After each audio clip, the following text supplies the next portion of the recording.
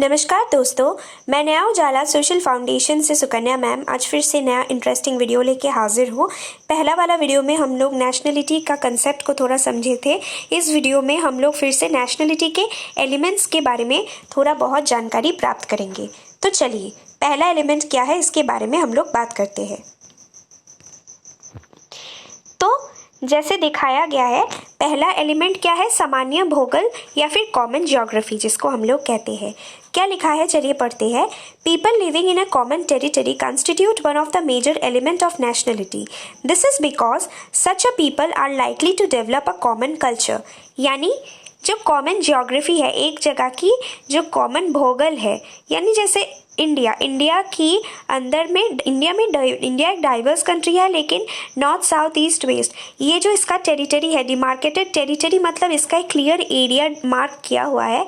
इस एरिया के अंदर में जो भी भौगोलिक तत्व मौजूद है, ये सारे भौगोलिक तत्व इकट्ठा यहाँ में उपस्थित जितने भी डाइवर्स पीपल है, इन सब में एक कॉमन चीज़ इंडल्ज कर देती है। इनमें कॉमन नेशनलिटी का जो मदरलैंड का जो फीलिंग है, ये इंडल्ज कर देती है, जिसके कारण कॉमन यहाँ पे जो कॉमन कल्चर यहाँ की है, यहाँ पे डाइवर्स कल्चर होने के साथ साथ यहाँ में एक कॉमन कल्चर, इंडिया की one of the most famous common culture is the culture of celebrating independence day. जैसे इंडिपेंडेंस डे पूरा डाइवर्स कंट्री के होने के बावजूद भी, डाइवर्स रिलीजियन या मल्टीलिंगुअल कंट्री यानी कि बहुत बहुभाषित देश होने के बाद भी देखते हैं कि यहाँ पे जितने भी इंडियंस हैं सब साथ इकट्ठा नेशनलिटी को हम लोग इंडिपेंडेंस डे मनाते हैं। ऐसे ही साथ में यहाँ पे मौजूद जितने भी लोग हैं, जैसे फॉर एग्जांपल कश्मीर के लोग साउथ घूमने जाते हैं। Throughout the country we find people ये मूव करते रहते हैं कंट्री के अंदर में ही, एवं पूरे राज्य को ये बहुत अच्छी तरीके से ये लोग अपने राज्य में मौजूद जितने भी लोग हैं सबके साथ तालमेल बहुत अच्छी तरीके से रखते हैं।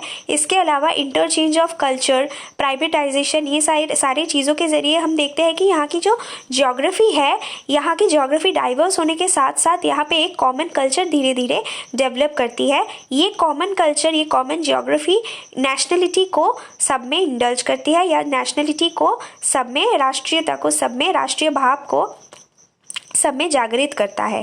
This is also the reason why the countries are called as motherland और फादरलैंड। इसीलिए कंट्री को मातृभूमि या पितृभूमि के नाम से जाना जाता है। We also see an identity of people with their country. Thus, जैसे इंसान का उसके कंट्री के साथ साथ एक आइडेंटिटी रहता है। जैसे for example, these are the son of Mother India हम लोग कहते हैं, तो हम भारत माता के पुत्र हैं और हम इंडियंस हैं। This is how we are identified.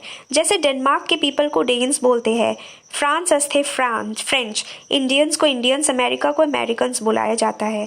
But this point should not be stretch to far. Common territory is not absolutely essential element of nationality. Common territory रहना मतलब जैसे बंगाल के लोग का common territory should not be demarcated within Bengal.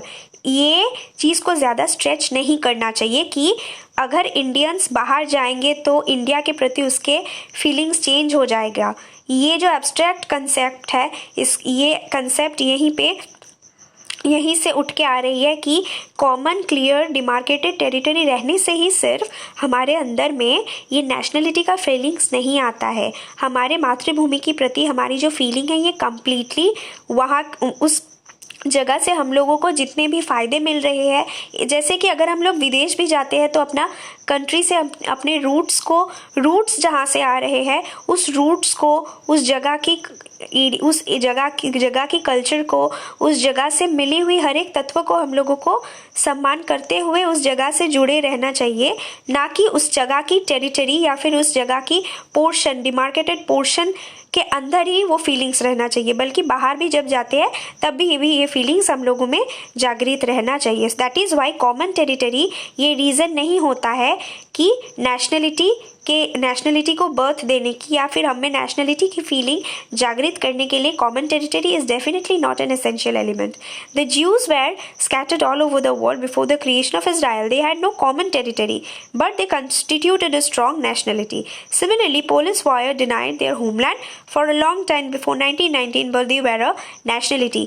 इसका मतलब जो by race we are Indians, by race we started at Aryans. हम लोग का जो स्टार्टिंग है, हम लोगों की जो उत्पत्ति है, ये उत्पत्ति हमेशा सदियों से पीढ़ियों से चलती आ रही है। हम लोग अगर इंडिया के अंदर ही रहेंगे तब हम इंडिया को से प्यार करेंगे, इंडिया से बाहर जाएंगे तो हमारी मातृभूमि के प्रति हमारी मातृभूमि के प्रति हमारी दायित्व, कर्तव्य, हमारा प्यार, ये सारा कम हो जाएगा। ऐसा नहीं होता है, क्योंकि नेशनलिटी का कंसेप्ट डिमार्केटेड टेरिटरी के अंदर नहीं होता है। ये एक साइकोलॉजिकल फीलिंग है, जैसे पहले बताया गया था, जो कि हर जगह में मौजूद होता है। सामान्य भूगोल में क्या लिखा गया है कि एक सामान्य क्षेत्र में रहने वाले लोग राष्ट्रीयता के प्रमुख तत्व में से एक है। ऐसा इसलिए है क्योंकि ऐसे लोग में एक साझा संस्कृति विकसित होने की संभावना रहती है। ये भी है कि किसी कारण देश के मातृभूमि या पितृभूमि, इसी कारण किसी देश को हम लोग मातृभूमि या पितृभूमि कहते हैं। एग्जाम्पल्स तो दी ही गए, इसके अलावा कहा गया है, लेकिन ये बात बहुत ज़्यादा नहीं खींचना चाहिए, क्योंकि सामान्य क्षेत्र बिल्कुल आवश्यक तत्व नहीं होता है राष्ट्रीयता के लिए, जैसे बताया गया है। और एग्जाम्पल्स में तो बता ही गए कि जैसे ज्यूज़ का एग्जाम्पल दिया है, पोलिस वॉयर का एग्जाम्पल्स दिया है, तो इसी कारण नेशनलिटी को एक साइकोलॉजी के हिसाब से डेमोन्स्ट्रेट किया गया है। So do like the video and do subscribe Naya Ujala Social Foundation for more such informative video. Thank you.